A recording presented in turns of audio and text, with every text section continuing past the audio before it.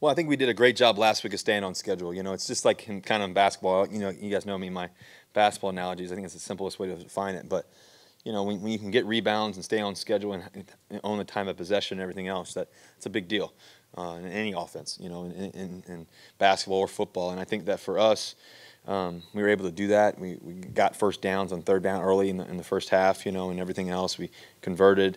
I think that it comes down to making plays. It comes down to executing the offense. I think it comes down to managing down and distances. The biggest thing to that is really penalties usually when the distances get long, typically. And so we didn't really have that at all last week. And I think that's the best thing that we can do is just give ourselves the best chance possible to be successful.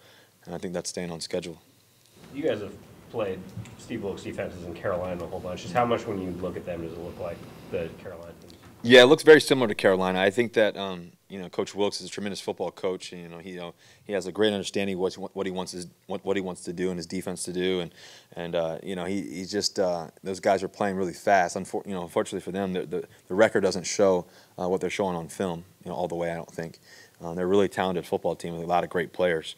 Obviously, Patrick Peterson, he's one of my favorite players to watch in the National Football League. He's just a great football player, great human too. And then obviously they got Chandler Jones coming off the edge, one of the most talented pass rushers in the game.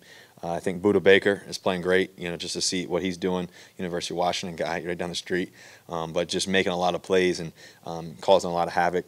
They got a lot of great players, and so I think the biggest thing is they mix it up. They do a good job of mixing it up. They bring pressure quite often. Obviously, that's always the case, with Arizona and just in general. And so we got to be able to block it up. And then if you do, there's a lot of green grass behind it and first downs and everything else. But they're definitely trying to get to the quarterback first, And so I think that's the biggest thing. How much film of former Carolina Panthers seasons then are you watching as much as Cardinals? Well, I feel like I've played the Panthers more than I've played any divisional opponent. So I have a good understanding of what they do, obviously.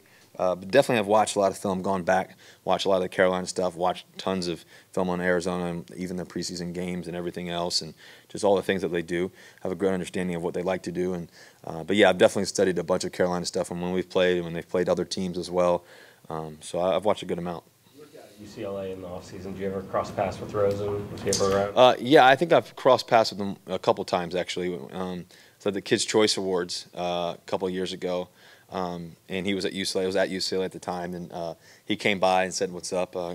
Great competitor, and good person. Everything else. Got to see him and talk to him for a little bit, and then I saw him one other time, I believe. I'm trying to remember where it was. I guess it was at UCLA. I guess he was working out. Yeah, I've been around a couple times. Obviously for him being a rookie, he's a talented quarterback, highly touted. Has a great arm, and everything else. So, it'll be cool to watch his progression throughout the years. What nice was it having Doug Baldwin back at practice yesterday? Well, Doug looks great. He's a star receiver in the National Football League, can do a lot of things for us. To see Doug out there, I don't know if he's going to play this week. I don't know. That's Coach and Doug and everybody on the trainers and everything else. But he's really, really getting there. That's for sure. While he's been out the last couple of weeks, how impressed with Tyler Lockett have you been? Well, Tyler Lockett has been phenomenal. I think that he's really developing into the receiver that he's always really fully wanted to be, and he's always been great. And so I think that now just to see his progression as any player, quarterback, receiver, running back, doesn't matter. We progress over time. You either progress or degress, So I think that for him, he's progressed in a positive way. And, I think even last year he was overcoming his injuries and stuff like that and still did great. This year he's fully healthy, really flying around, making a lot of plays. He's done a tremendous job of understanding what we're trying to do on offense and Coach Schottenheimer and how he wants to use them and utilize them and everything else. And he stepped into a positive role for sure. Rosen isn't the only rookie making his first start this week at quarterback, and there's been a handful this year. What do you make of kind of that young trend and the first-round picks getting their starts this year? Well, it's been cool. I've been able to spend some time with some of those young quarterbacks too. Obviously with QB to QB, being around Baker, it was exciting to watch him play the other night.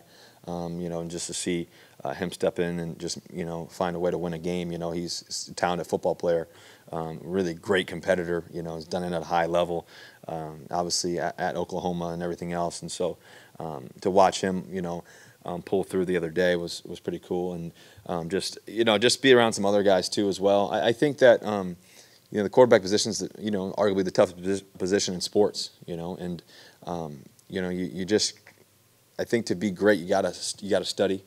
You got to do everything you can to give yourself the best chance to be successful. And I think you got to put the work in ultimately. You got to think about it. You got to think about it. You got to dream about it. You got to, everything you do has to surround yourself around being successful. And I think that that's always the challenge, I think, for just young quarterbacks in general and just quarterbacks in general, is that it's a job that takes consistency on a daily basis and a relentless consistency. And so it'll be interesting to see over time, who's the next great young quarterback and all that. It's going to be exciting to see. It's always fun. Obviously, you started as a rookie. What was the biggest adjustment for you to start at the NFL? I think fortunately for me, going to NC State, playing ACC, I think going to transferring to Wisconsin, that was a big thing for me. And going to Wisconsin and playing there with an NFL-style offense too as well. And NC State was West Coast, so I had great terminology, understanding of what most NFL teams do. And then same thing going to Wisconsin with Paul Chryst and all the things that he put on our plate as well. It really allowed me to be prepared for the National Football League early. And I think that's probably the biggest challenge, I think, for most quarterbacks is all the terminology, all the defensive looks, all the blitz schemes and protection calls and everything else. And so I think that was the biggest advantage that I had. And I think just ultimately the other biggest advantage I had, it was just at the end of the day, it's about putting the work in, and I think that's, you can't substitute the hard work. And so, like I said, you got to think about it, you got to dream about it every day. And it's got to be really who you are and how you define where you want to go. So I think that I had great college coaching that helped transfer me into the National Football League, and as a result, I had great, obviously, NFL coaches and stuff with, Coach Tater, Coach Carl Smith, and then obviously Coach Bevel too as well, Coach Carroll, and so all that helped. And then being on a great team too. It's just kind of one of those things that you get to be around great players, guys who want to be great, and everything else. And so when you put those things together, it gives you a good chance. What's the thing you wish you would have known as a rookie, looking back? Man, I don't really take much back. I think that at the end of the day, I think that you leave it all on the line. I wish when I was younger, my first 2 years or so, I could have.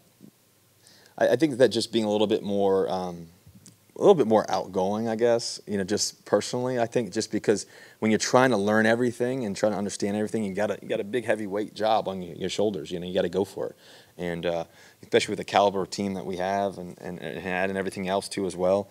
The ultimate goal is to win it all. So you only have 24 hours in a day.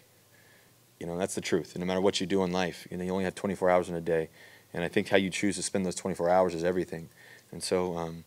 For my first few years of my life, in the National Football League, that was pretty strict, just football. And I think that as life changes and things happen and everything else, and I have kids now and everything else, you find a beautiful balance of how to handle all of that.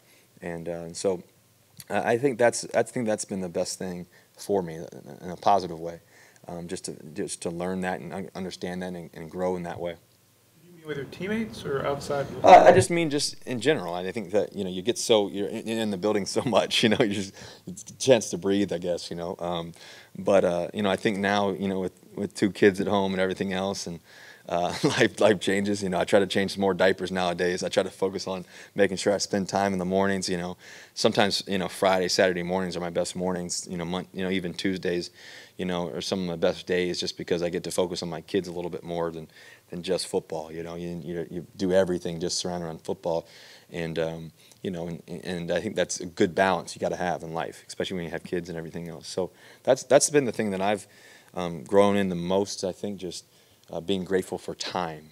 Being grateful for that, realizing that 24 hours and being super efficient with your time. I think I've always been efficient for sure, but I think that you figure out how to get better at it. You get better at life. You get better at your position, at your job. You get better at being a dad. You get better at being a husband. You try to learn things, and you just try to get better. So that's just kind of my competitive mindset in that way.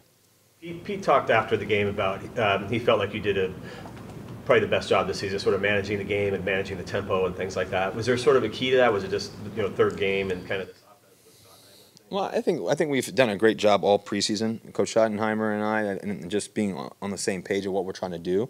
I think that first of all, it goes back to staying on schedule. I think second of all, I think that you just, as the season progresses, you want to keep getting better every game. That's really always been my goal. Is just play, the next game, the next moment, and just love that moment. Not overthink it. And I think that it was great to come back home, get a huge win against a really good Cowboys football team. And hopefully we can transfer that into a great game this week and see what happens. Russ, how much did establishing a run in the Cowboys game really help out that offensive line up front, and how important, I guess, moving forward is kind of having that balance between the passing and the run game? Well, we've always wanted to be able to have great balance. I think you really want to be able to run the ball, super physical. You want to be able to run downhill, make our first downs, keep it where the down and distances are shorter versus longer. And I think that it mixes up our offense a lot. Allows us to run the ball downhill, allows us to run wide zone, or allows us to allows us to play action, get the ball down the field to our receivers and let them make plays. Then we go empty, then we change it up, come back. So I think all of that is all that versatility is critical to what we want to be able to do.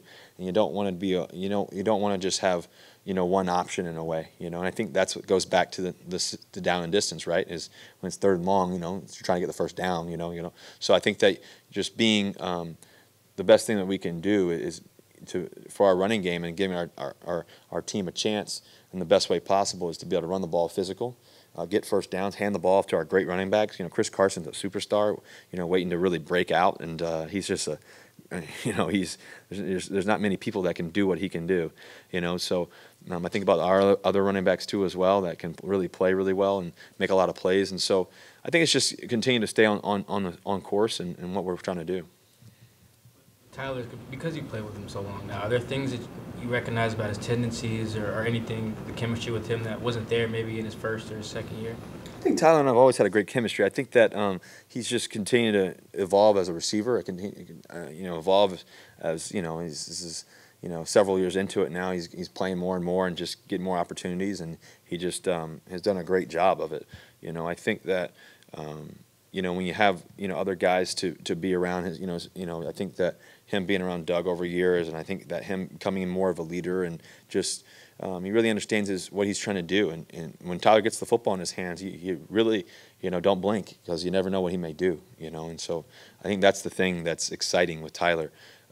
He works extremely hard at his craft, and at the end of the day, like I said earlier, you can't replace the hard work.